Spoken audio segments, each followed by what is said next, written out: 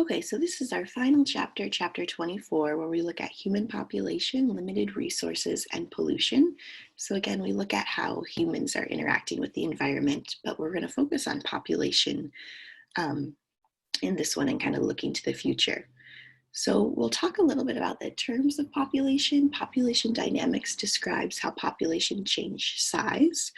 Births will increase population and deaths will decrease it. The birth rate is the number of births per specified number of individuals in the population during a specific time. An example is 18 births per 1,000 individuals per year, and the age at which a female has her first offspring has a dramatic impact on the rate at which a population grows. And this is the most important factor in determining a female's reproductive potential. Population rate, growth rate, the death rate is the number of deaths per specified number of individuals. And then the growth rate is the difference between the birth rates and the death rates of a population, and it's given as a percentage. Doubling time is the number of years it takes for a population to double at a specific growth rate. The age structure is a relative number of individuals of each age. Ages are grouped into pre-reproductive, reproductive, and post-reproductive. And this is important because only individuals within a certain age range can reproduce and contribute to population size. And we see this age structure were taken in Afghanistan, the United States, and Canada. Afghanistan is expanding because it has a large base on the bottom. And the age structure shows that the 0 to 4, 5 to 9. So the age starts low at the bottom and increases as we go to the top. So in developing countries, we usually have this pyramid-like age structure because there are more young people in the population. And a stable population has an age structure that looks more rectangular, where there's equal number of people in each reproductive stage. And declining age structure, an example of this would be in Canada because their pre-reproductive 0 to 14 years is actually lower than the other age groups. Immigration, individuals can be added to a population by immigration or lost through emigration. This is a great population change video. Exponential growth is unrestricted growth at a constant rate. It occurs in environments with plenty of resources and adequate waste removal. So there would be nothing stopping exponential growth curves of an exploding population. It's always a J-shaped growth curve, but usually we never get exponential growth completely because we have what we call carrying capacity, which is the number of individuals of a given species that a particular environment can support for a prolonged period. And this is determined by how much food, water, space is available, how they're able to remove wastes, and any sort of predation pressure. Logistic growth is showing growth that slows as the population approaches the carrying capacity and eventually levels off. And this will be an S-shaped growth curve.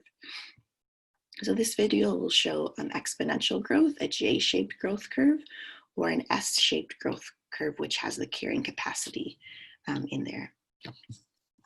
So here's the carrying capacity at the top. Here's your exponential growth, and then environmental factors will slow down the growth and eventually kind of level off around this carrying capacity. And a change in the environmental conditions could even lower the carrying capacity. This is a look at population of the world over time, how it really from 8,000 BC started out extremely slow, and right around, this would be probably the Industrial Revolution, we have a complete explosion of population. So most of the people living in the world were added really within the past 200 or 300 years. So this causes some people concern, worried about, can our Earth support this growing population of humans? Environmental factors regulate population size. Density independent factors are events that cause death, such as floods, hurricanes, earthquakes, and fires. And density dependent factors are events that have a greater impact on the population as conditions become more crowded, like disease, food scarcity, Earth's carrying capacity depends on the natural constraints for resources and human activities and choices, and it estimates the carrying capacity for Earth is about 5 to 20 billion, and some consider with a population of more than 7.3 billion, which is what we're at right now, we have already exceeded Earth's capacity. The ecological footprint is really interesting. It's a measure of the amount of productive land and water required to support a person or a population based on how much they consume. And you're able to calculate this based on how much you consume and how much you use as waste. More affluent communities typically have larger ecological footprints because they're using more. So you can see here the US has a huge ecological footprint. So this is a hectare, the amount of land required to support one person or an individual or the population. India, France, Indonesia, everyone's pretty much less than us. Mexico, Canada are about the same. So pretty much everyone in North America has a huge ecological footprint. And I would totally agree with this because our society is constantly buying, consuming, eating. It's kind of what our United States is based on.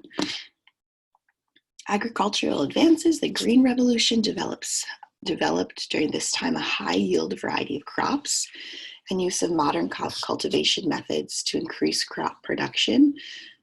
It did cost more energy and caused more environmental damage, but it was able to increase crop production to produce some of the food that we need, not only in our country, but to help developing countries who are combating world hunger.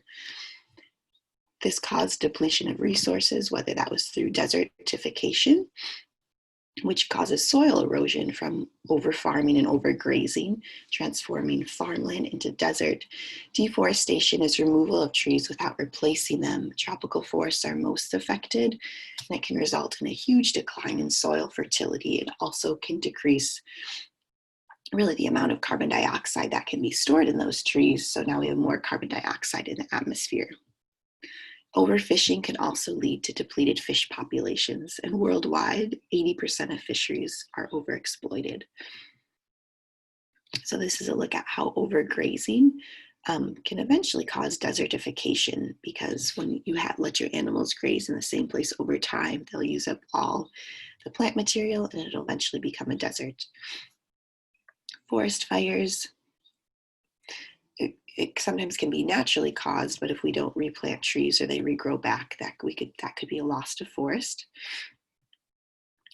Water shortages, 97% of Earth's water is in the oceans, and freshwater scarcity is also an emergency crisis. So we can calculate out a water footprint from whether it's directly used or indirectly used. Irrigation, a benefit to irrigation, allows crops to grow in areas that would otherwise be barren, but a cost from this is salination, which irrigation water contains dissolved minerals that stay in the soil, and when water evaporates, salts can accumulate. So this salination can destroy actually the fertility of irrigated land each year. Steps to reduce water shortages: reduce your water use, raise the price of water so people are forced to use less. Water pollution is also a problem. Surface water can be polluted by mercury, PCBs, fertilizers, oil spills, and groundwater can be leaks from underground tanks, septic systems, sanitary landfills. Ozone gas is O3, so 3 oxygens chemically bound together. This can be an air pollutant at the Earth's surface. Naturally produced ozone is essential because it shields Earth from excessive UV radiation from the sun. And if our ozone layer is depleted, usually from chlorofluorocarbons, which are the primary culprit responsible for destruction of the ozone layer, we can get more harmful UV rays into the Earth, and they could possibly then melt more of the polar ice caps. So this is a look at where the ozone layer is located, how the ozone layer has increased in size or become a hole more larger, and how the ozone layer is important for blocking out harmful UV radiation. Climate describes a region's average temperature, precipitation, humidity, and solar radiation. And global climate changes can be periods of cycling of changes in the Earth's climate patterns. There's two key conclusions. The global climate is getting warmer in recent years, and they think that most of this increase is due to human activity. Global warming and greenhouse gases. Greenhouse gases include the following, and these gases can trap heat in the atmosphere. And you can see here how the heat will be trapped. Instead of being radiated back into the earth, most of the heat will be trapped in the atmosphere by carbon dioxide and then radiating back towards earth. Here's a look at the global average temperature. Since 1880, and this is showing carbon dioxide concentration as well to show you how carbon dioxide concentration, again, due mainly to pollution, is increasing, as well as the global average temperature. Keep in mind, this only goes back to 1880, again, which was probably the start of around the Industrial Revolution. Global warming, some consequences. Melting of the polar ice caps can cause rising sea levels, although there have been some instances where polar ice caps have stopped melting and they're actually increasing in size. So again, be a skeptic of everything you read.